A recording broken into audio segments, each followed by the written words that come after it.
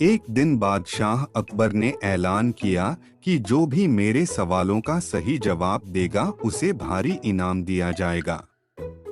सवाल कुछ इस प्रकार से थे। ऐसा क्या है जो आज भी है और कल भी रहेगा? ऐसा क्या है जो आज भी नहीं है और कल भी नहीं होगा? ऐसा क्या है जो आज तो है लेकिन कल नहीं होगा? इन तीनों सवालों के उदाहरण भी देने थे।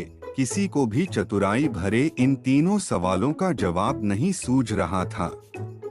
तभी बीरबल बोला, हुजूर, आपके सवालों का जवाब मैं दे सकता हूँ, लेकिन इसके लिए आपको मेरे साथ शहर का दौरा करना होगा।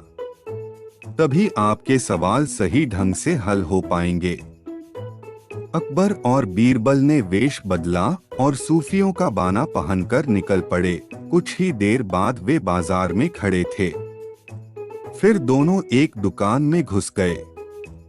बीरबल ने दुकानदार से कहा, हमें बच्चों की पढ़ाई के लिए मदरसा बनाना है, तुम हमें इसके लिए 1000 रुपए दे दो। जब दुकानदार ने अपने मुनीन से कहा कि इन्हें 1000 रुपए दे दो तो बीरबल बोला, जब मैं तुमसे रुपए ले रहा हूँगा तो तुम्हारे सिर पर जूता मारूंगा। हर 1 रुपए के पीछे 1 जूता पड़ेगा। बोलो तैयार हो? यह सुनते ही दुकानदार के नौकर का पारा चढ़ गया और वह बीरबल से 2-2 हाथ करने आगे बढ़ाया। लेकिन दुकानदार ने नौकर को शांत करते हुए कहा, मैं तैयार हूँ, लेकिन मेरी एक शर्त है। मुझे विश्वास दिलाना होगा कि मेरा पैसा इसी नेक काम पर खर्च होगा। ऐसा कहते हुए दुकानदार ने सिर झुका दिया और बीरबल से बोला कि जूता मारना शुरू करें। तब बीरबल व अकबर बिना कुछ कहे सुने दुकान से बाहर निकल आए। दोनों चुपचाप चले जा रहे थे कि तभी बीरबल ने मौन तोड़ा, बंदा परवर। दुकान में जो कुछ हुआ उसका मतलब है कि दुकानदार के पास आज पैसा है और उस पैसे को नेक कामों में लगाने की नियत भी, जो उसे आने वाले कल भविष्य में नाम देगी। इसका एक मतलब यह भी है कि अपने नेक कामों से वह जन्नत में अपनी जगह पक्की कर लेगा। आप इसे यूं भी कह सकते हैं कि जो कुछ उसके पास आज है कल भी उसके साथ होगा। यह आपके पहले सवाल का जवाब है। फिर वे चलते हुए एक भिखारी के पास पहुंचे। उन्होंने देखा कि एक आदमी उसे कुछ खाने को दे रहा है और वह खाने का सामान उस भिखारी की जरूरत से कहीं ज्यादा है। तब बीरबल उस भिखारी से बोला, हम भूखे हैं, कुछ हमें भी दे दो खाने को।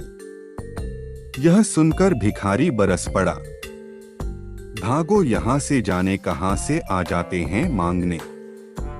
तब बीरबल बादशाह से बोला, यह रहा हुजूर आपके दूसरे सवाल का जवाब। यह भिखारी ईश्वर को खुश करना नहीं जानता। इसका मतलब यह है कि जो कुछ इसके पास आज है वो कल नहीं होगा। दोनों फिर आगे बढ़ गए।